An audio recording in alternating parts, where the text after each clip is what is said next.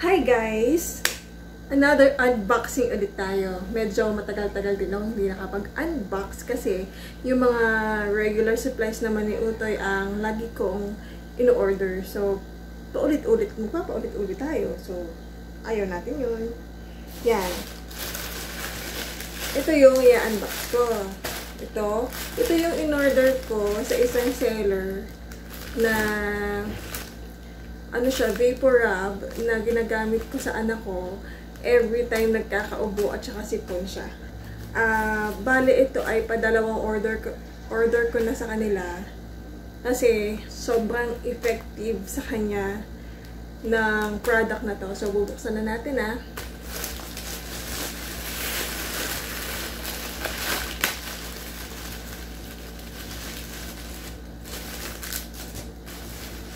Ito siya.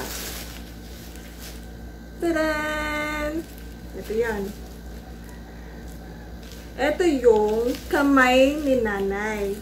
Bale, yung in-order ko ay yung promo nila na 799 na dalawang 50 grams na vapor rub. Tapos, meron daw sila mga freebies na ilalagay, yung mga rush cream. Yun yung sinabi niya sa akin nung tumawag sa akin yung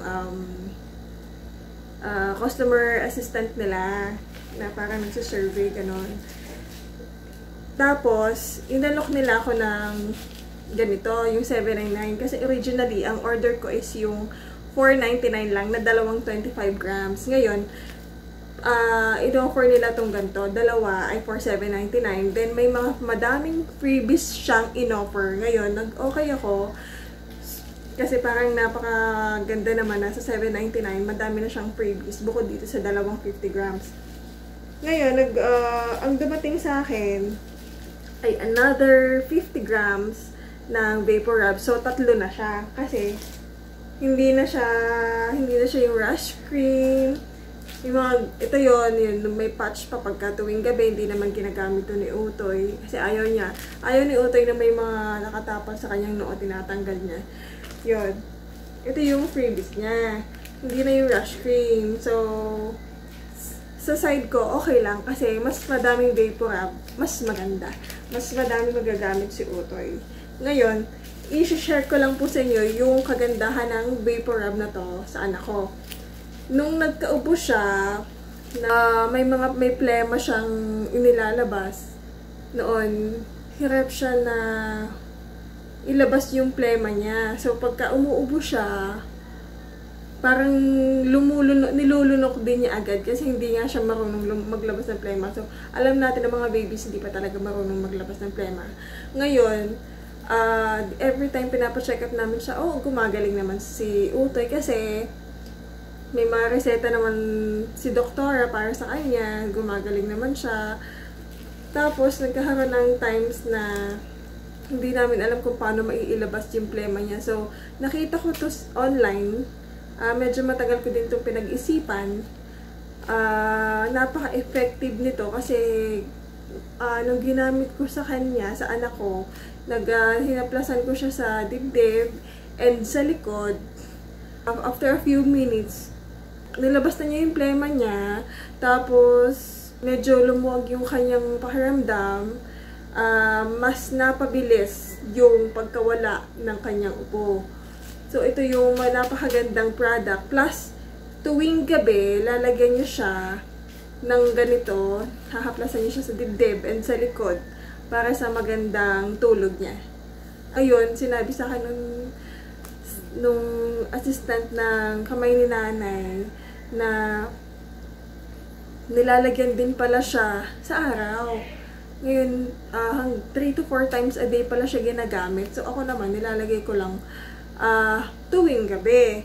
Kasi, yun yung gusto kong ma-sure na magiging mahimbing yung tulog niya dahil dito. So, kaya gabi ko lang siya nilalagay. So, ngayon, alam ko na para mas mapabilis talaga yung pagkawala ng ubo ng mga anak natin, tsaka yung sipon, sa araw, lalagyan din natin siya.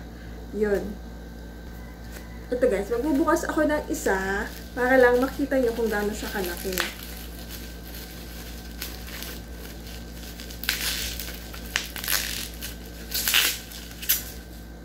So, yan. Ito siya. Ganito siya kalaki. Ito siya. Ayan. Ito yung kamay ni nanay. Vaporub Cough Suppressant Topical Analgesic. Ayan, sa mga soon-to-be mommies at yung mga mommies na nahihirapan or nasa stress sa ubo ng anak, hindi na maintindihan kung anong gagawin, ganyan. Ito yung solusyon mga mommies. Kasi, pero syempre hindi lang naman ito yung ilalagay mo sa kanya. Sabay nito yung mga gamot niyang iniinom. Sasabayan mo nito. So, maganda to na mas nakapag-stock sa bahay para mahahaplasyan nyo siya anytime. Ang scent niya, hindi matapang yung scent niya, napakabango ng scent niya. Masarap amuyin, magandang amuyin para sa mga babies. Ayan. So, guys, eto yun. Plus, eto pa. Ito na yung mga na-orders ko. 3 nito. Plus, may ganito pa pala, guys, na freebies na binigay sa akin. Ito yung hindi ko alam kung paano gamitin before. Hanggang sa nakita ko to online. Ito pala yung badge. Mosquito badge na inilalagay sa damit. Parang kiniklip sa damit ng bata. Para maiwasan yung paglapit ng mga lamok. Ito yung, kasi hindi ko maintindihan yung language niya. In-check siya, so hindi ko nagamit agad yung dati. Parang inista ko lang siya kung saan.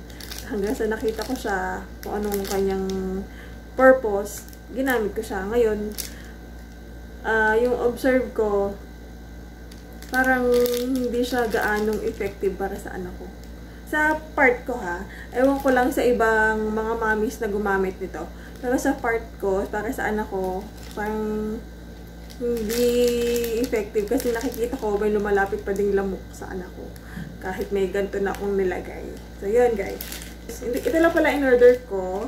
Tapos, ito yung freebies niya. Ito yung cool fever patch na tinatawag. Plus, ito yung mosquito badge. Ito yung mosquito badge. Ito yung mosquito badge. Ito naman yung fever patch. Thank you guys for watching. Bye!